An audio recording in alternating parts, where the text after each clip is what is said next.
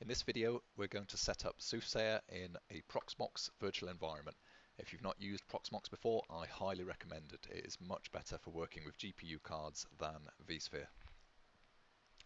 So first of all, we need to click Create VM in the top right. Give it a name.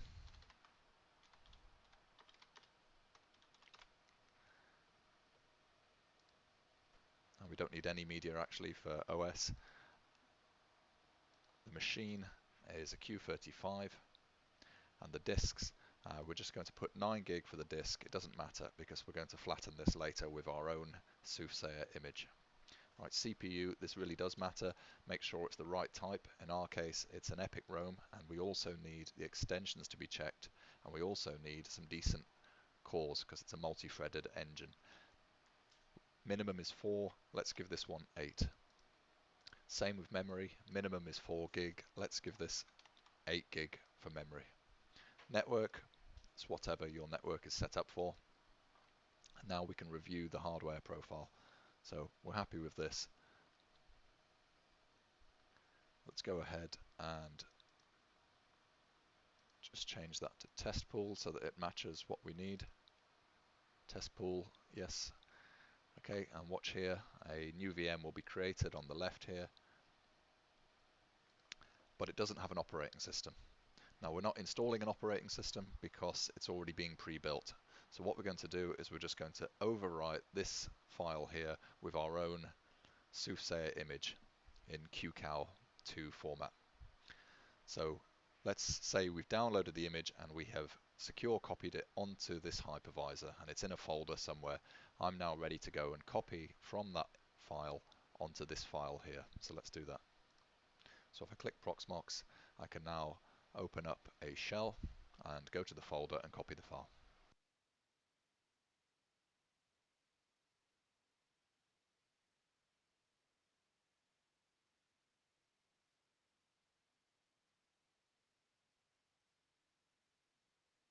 Okay, it's overwriting that blank disk with a ready-made SOOTHSAYER 1.4 image. And that's done.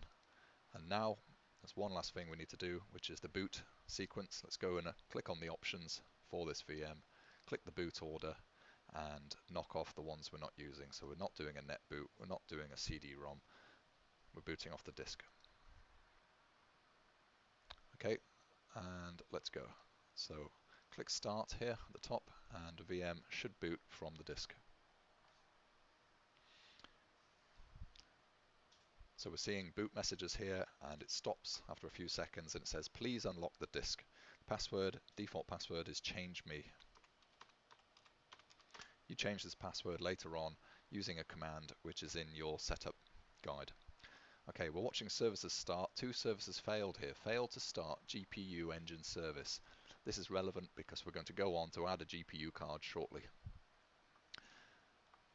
When it's done, we're at the splash screen here with the logo, and we can see we have 8 CPU cores, 8 gig of RAM, so excellent.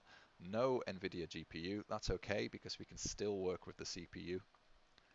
And no SMB share configured using limited local storage. It's got over a gig of local storage for demos, setups, and emergency use only. If you're using this for sustained use, you need to set up the SMB share, which is in the admin area.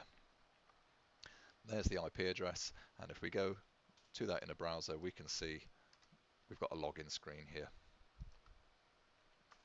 Okay, I want a GPU, so I'm going to shut this down and go and add a GPU. You can't swap hardware when a VM's live, so it has to be off. So I'll go to the hardware here. This is where Proxmox comes to its own because it's very easy to add a PCI device. So click Add PCI device and you get a menu here, and I'm going to click that arrow there and look through all the hardware that's on this server. I've got a big 3090 here, but somebody else is playing with that. So I'm going to go and use this spare graphics card here, this old 750. I select it and I click Add, and it's added to the hardware, and then I restart the VM. And what we're expecting to see now is an NVIDIA GPU has been added to this VM.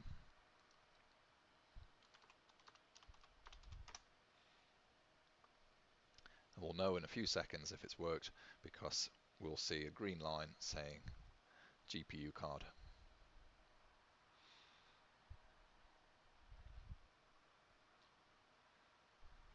Okay, success. So GPU 0 is an NVIDIA GeForce GTX 750.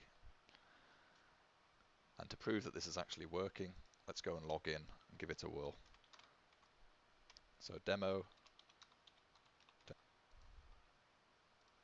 Okay, interface is loaded up and we're looking at the island of Ibiza. So this is a good sign because if you see this, it means not only obviously is your interface good, but your API is good as well. So let's zoom in to the island here, and first of all, before we fire up the GPU, let's do a CPU test just with the path profile tool. So click that ruler and then click somewhere up in the hills just so we see some terrain, and if we see some terrain, that's good because the API is working. If there's a delay whilst you're loading in the terrain, that's okay as well. It's going to fetch the tile and store it locally. Now we're ready to test the GPU. Go to the output menu here and select GPU as your engine. And now we can go and click here, and if it works, we should get a circle. So that resolution is not especially helpful, so let's change to a 2-meter resolution, and let's reduce that radius, and let's also put on 3D buildings here.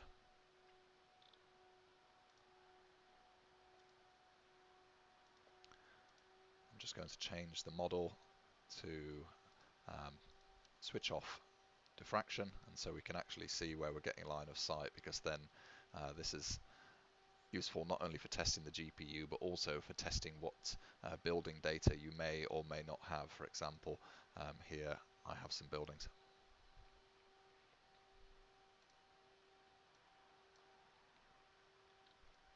Okay, so there we are. That's a GPU engine and it's working locally on a VM on Proxmox.